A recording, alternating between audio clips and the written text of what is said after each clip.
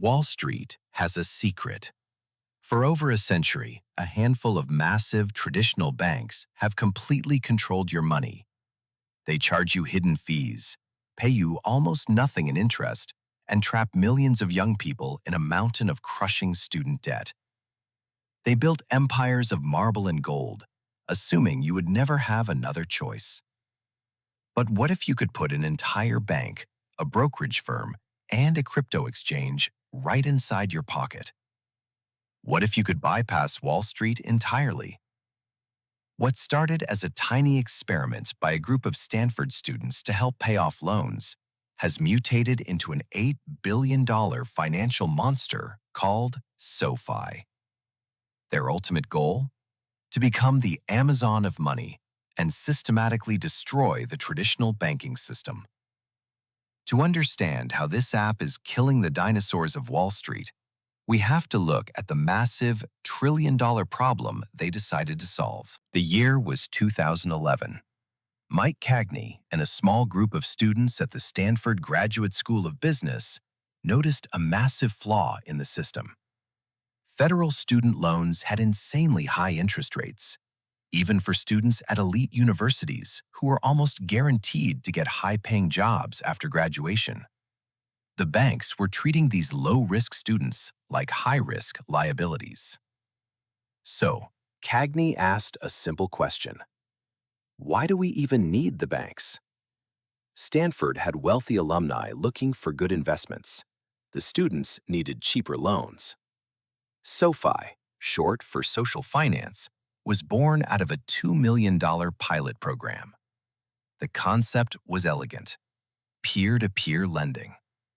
The wealthy alumni lent their money directly to the students.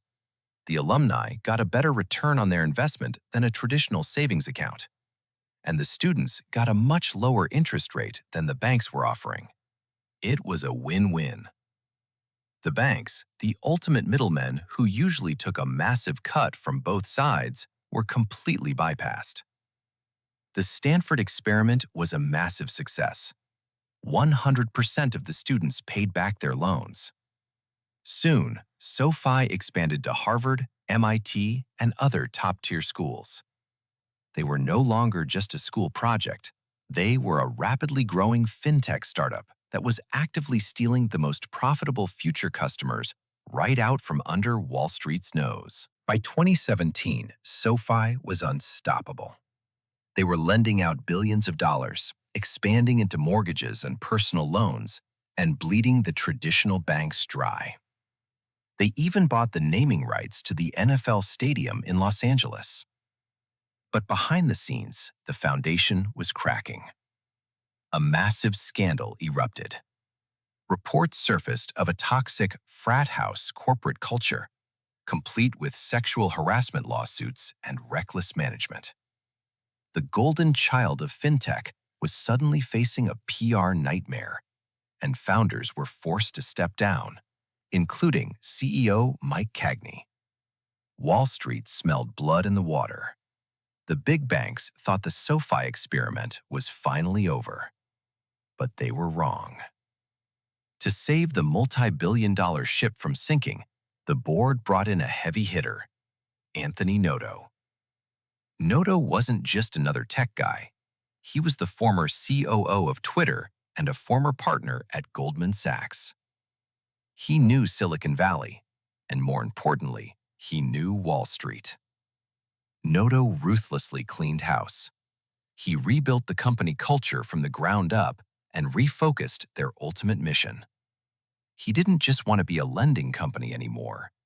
He wanted SoFi to become the central nervous system for your entire financial life. And to do that, he needed cash, a lot of it. In 2021, Noto took SoFi public in a massive $8.6 billion SPAC deal, giving the company the war chest it needed to launch its final, fatal strike against the traditional banks. For years, traditional banks laughed at fintech startups. Apps were cute for tracking budgets, but if you wanted real money, you needed a real bank. But in early 2022, Anthony Noto secured the ultimate weapon, an official national bank charter. Overnight, SoFi wasn't just an app anymore. They were a legally recognized bank. But unlike the dinosaurs of Wall Street, they had no physical branches to maintain and no outdated legacy software. This allowed SoFi to build the ultimate super app. They created what they call the financial flywheel. You open a free checking account, and instantly, within the same app, you can trade stocks, stake Ethereum, take out a mortgage, or get a credit card. Every time you use one product, the app seamlessly pulls you into another, keeping all your money inside the SoFi ecosystem. They are playing a ruthless game of attrition. JP Morgan and Bank of America still hold trillions of dollars, but SoFi is systematically stealing the next generation of wealth.